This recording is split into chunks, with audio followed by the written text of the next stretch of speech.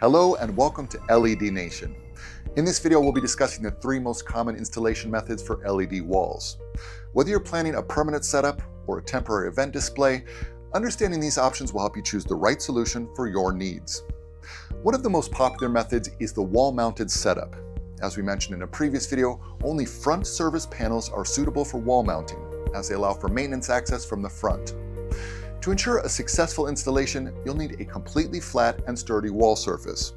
For a detailed walkthrough, be sure to check out our step-by-step tutorial on wall-mounted installations, linked in the description below. The second method is a freestanding installation.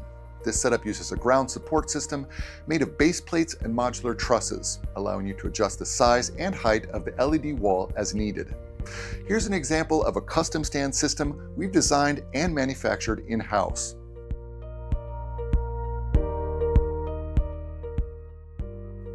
Finally, LED walls can be rigged or suspended from above. This is commonly done using a truss system or overhead pipes.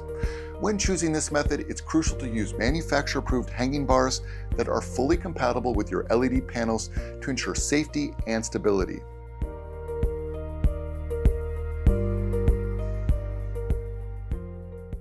Please be reminded that our technical support department is available for a video call to assist in panel assembly, cable connections, video configuration, and color calibration if needed.